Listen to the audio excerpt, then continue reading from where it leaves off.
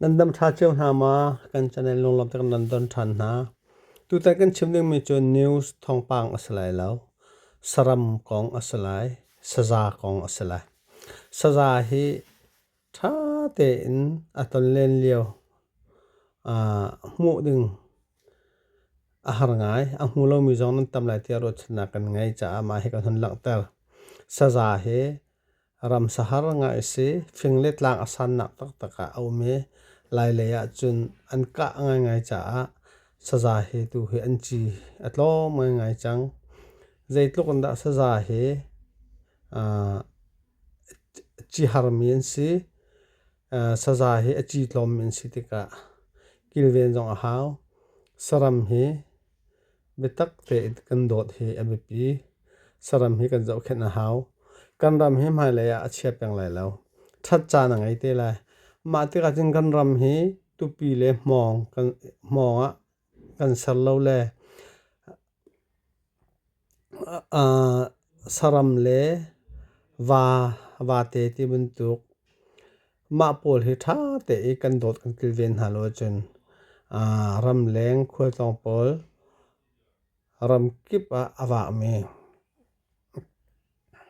tourist pol ni kan ram he ampal du lai lo an leng kai du lai lo an ni ram chu sawa an ni ram chu zuwa a lo zuwa atlom to kan ti lai chu cha a chun kan rama hin saram kilvending thingkung ram lak tha ten do kilvending mei du alang mang lo ding thingkung pakhat kha a hal lawa vatuk vasam vatha vahaw ti bun tuk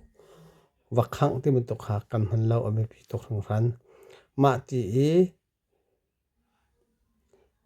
kan ram kan dot lo jing kan ram he thesrama kan ma ne kan chu lai kan ram kha lin lai e ti khadu sa ten areu lai ram kan thingkung ram kan dot lawa chun kan tin ha hen chat di lai e ti din ong kan nei te lai lo kan ni thin ram chu ti va pi tha bak mi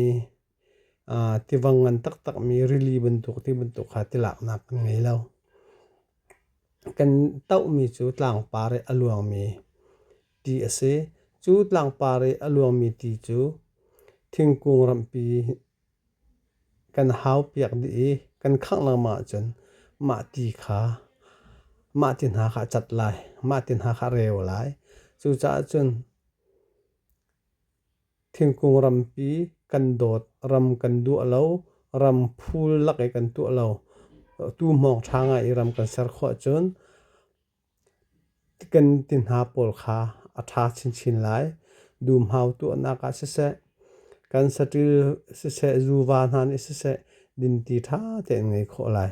chu cha chun kam ma ne ram pi thingkung he kan dot her ram sa he kan dot her ma ti kan dot lawe kan tu alo si se chen kan ram kha aro char di lai a phul di lai thesaram mun to ka chu lai chu cha chun kan ram he kam ma ni kan dot lo chen hau mana kan dot pia tu den lau kam ma ni kan dot ma hau atu me zo ram te na khe zai tok da thing hual an ngai zai tok da an rama tu mong athat zai tok da tu mong an sar siam zai tok da ram sa an dot ti mi kha fiang te na mu kho se atu video kam ban lang tar mi saza ha jong he mizoram mi an mu mi se video tha ten zai a haw man in kap lo a haw man ni an that lo ma he sazuat saram zuat nak du ma atlong mi se lo ram lak pi an mu mi se chu cha chun kan ram kan dot e tu mhonga kan se mi thing hual tam kan sar lawa chun mai le ram kan ram kang a foi lai kan ram a phul to ka chun chikhate me kang a chuak lai ma me ka a chuak mi ni chun ram lak kal mi na cha khol dong lam di leng na cha ti anung tok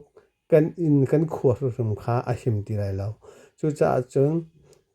kan in ponga tu mhong ngan pi sar haw thingkung chin hau thingkung so so an hau lo a hau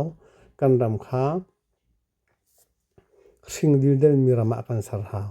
ma ti kan salo chun kan u le kan palin hlam pho me hring dil del lai ram ti mi kha